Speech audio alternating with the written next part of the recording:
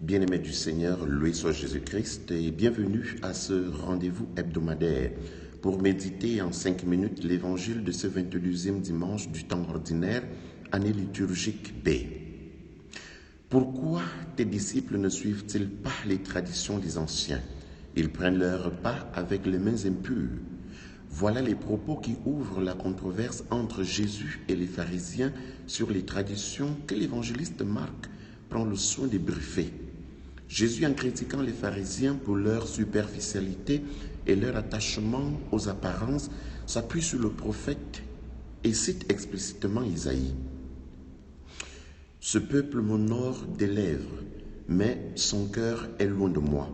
C'est en vain qu'ils me rendent un culte. Les doctrines qu'ils enseignent ne sont que des préceptes humains. Vous aussi, vous laissez de côté le commandement de Dieu pour vous attacher à la tradition des hommes. » Cette façon d'initier la réponse en citant les prophètes montre que la critique qu'il fait aux pharisiens n'a rien de personnel. Ce n'est pas une attaque ad hominem. Elle est objective et fondée sur les Écritures. Les exigences traditionnelles sont faites sans conviction réelle d'honorer Dieu et de sauver l'homme. C'est là la signification de « son cœur est loin de moi ». À la parole tradition, alléguée par les pharisiens, Jésus va opposer 3 fois de suite le syntagme « commandement de Dieu ». Vous laissez de côté le commandement de Dieu pour vous attacher à la tradition des hommes. Il y a donc une nette distinction entre ce que Dieu commande et ce que les hommes véhiculent. La tradition des hommes renferme tous ces préceptes, conseils que les hommes ont élaborés au fil du temps et transmis d'époque en époque pour traduire concrètement la volonté de Dieu et l'appliquer dans diverses situations de la vie. Le risque dans cet effort d'interpréter casuistiquement le commandement de Dieu est qu'on se donne beaucoup de liberté pour enlever du commandement de Dieu ce qui nous semble incompris et ajouter ce qui nous contente. Par ailleurs, on perd facilement de vue l'essentiel du commandement de Dieu. Ou encore, d'un cas à l'autre ou d'une époque à l'autre, les traditions des hommes peuvent devenir incongrues et caduques, c'est-à-dire qu'elles ne correspondent plus aux nouvelles situations.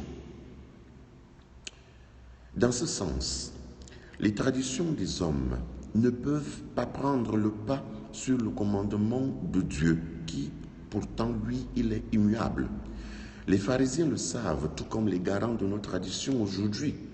Et pourtant, ils continuent à imposer ces pratiques qui font du tort aux prochains, aux veuves, aux orphelins, et parfois leur ôtent leur dignité. Il n'y a qu'à revoir nos pratiques de veuvage, de la dot et autres, au nom de la tradition. La deuxième affirmation importante de Jésus porte sur le pur et l'impur. Pour les pharisiens, le corps doit être purifié avant la prière. Pour ce faire, il faut éviter les païens, les pécheurs, se laver scrupuleusement les mains avant le repas, faire les ablutions au retour du marché et aussi distinguer les aliments purs des aliments impurs. Pour Jésus, observer ces pratiques extérieures n'est pas nécessaire pour être pur. Pour être pur, il faut vivre dans la rectitude, l'amour et la justice. Notons que la justice dans la Bible n'est pas relative au droit ou au code juridique, mais à la miséricorde. Il ne faut pas soigner l'extérieur en négligeant l'intérieur. Le mal n'est pas à combattre à l'extérieur, mais depuis sa source qui est au-dedans de nous. Pour être intégralement pur, c'est d'abord le cœur de l'homme qu'il faut purifier. Dans le langage biblique, le cœur renvoie à la conscience, le siège des décisions. C'est là que s'opère le choix entre le bien et le mal, entre Dieu et nous-mêmes. En éduquant donc son cœur, c'est-à-dire sa conscience dans les valeurs de la rectitude, de l'amour et de la justice, on l'évite à confondre entre le bien et le mal. C'est un discours bien adapté à notre époque aujourd'hui.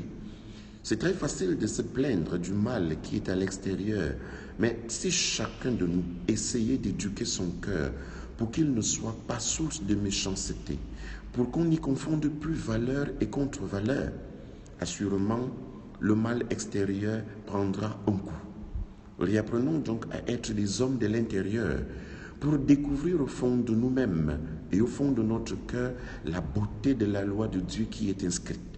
Aussi vivrons-nous à l'extérieur, non selon les apparences, mais selon notre essence profonde. Bon week-end à tous et à vendredi prochain.